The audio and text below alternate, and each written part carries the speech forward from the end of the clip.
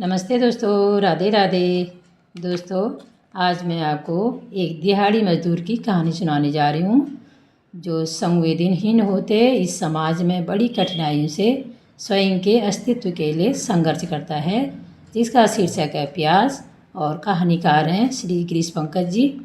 कहते हैं, सूरज ने तो जैसे आज कसम ही खा ली थी कि धरती को जलाकर राख कर देगा, और रामू बार बार आकाश की ओर देखता और बड़बड़ाता, पता नहीं कब बरसात आएगी।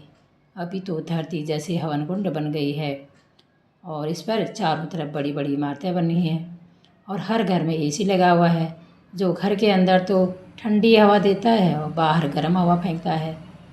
अब रामू भी सोचने लग गया, क्या कभी वो दिन आएगा जब मेरी झोपड़ी में भी एक छोटा सा एसी लगा होगा। भरी दोपहरिया पे काम पर न जाऊं और खटिया पर लेटे लेटे एसी की हवा खाऊं। लेकिन वो जानता है ऐसा कुछ होगा नहीं। एसी की हवा खाएगा तो 2 जून की रोटी कैसे कमाएगा।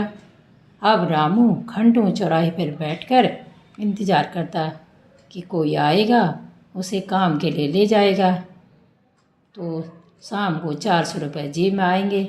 इसी का इंतज़ार में सुबह से आकर चौराहे पे बैठ गया। बाकी साथियों को तो कोई न कोई लेके जा रहा है, लेकिन रामू की तरफ किसी ने देखा नहीं। रामू परेशान होने लग गया।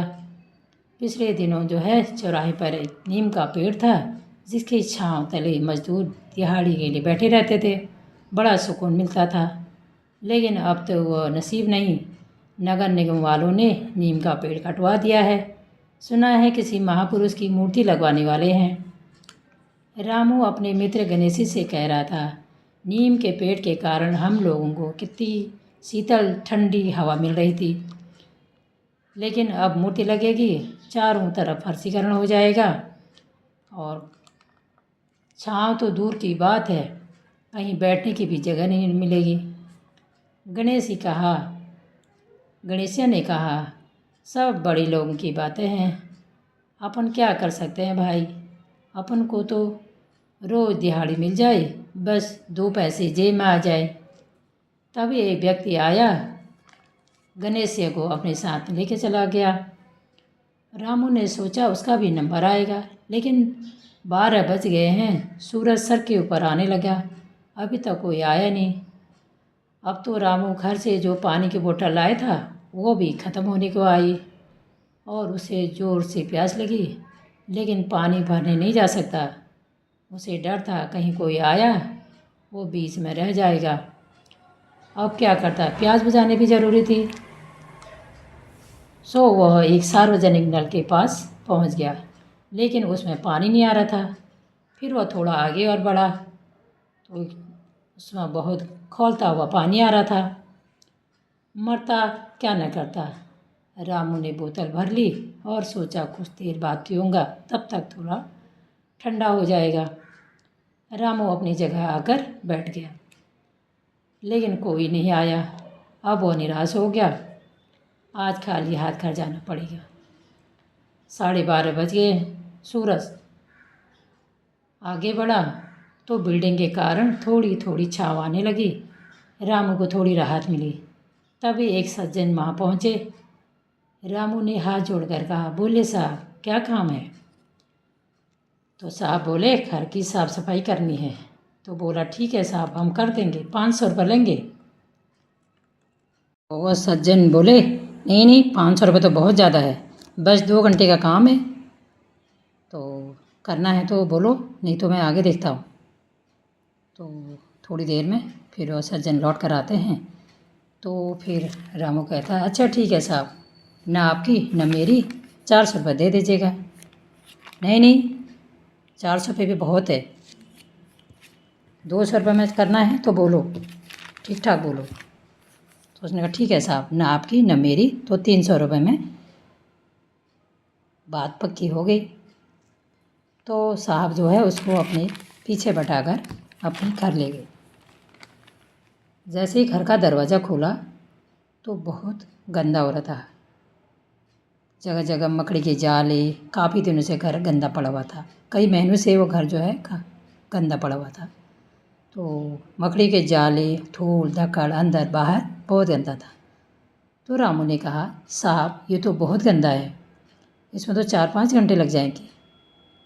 तो साहब बोले, तो क्या, समय तो लगेगा ही लगेगा, काम करना है कि नहीं। तो रामू कुछ नहीं बोला। तो बोले, आज मैं जा रहा हूँ अभी घर, 1-1.5 घंटे में आता हूँ, तब तक तुम इसकी साफ़ सफाई करो और शाम को मुझे ये घर जो है किराए पे उठाना है।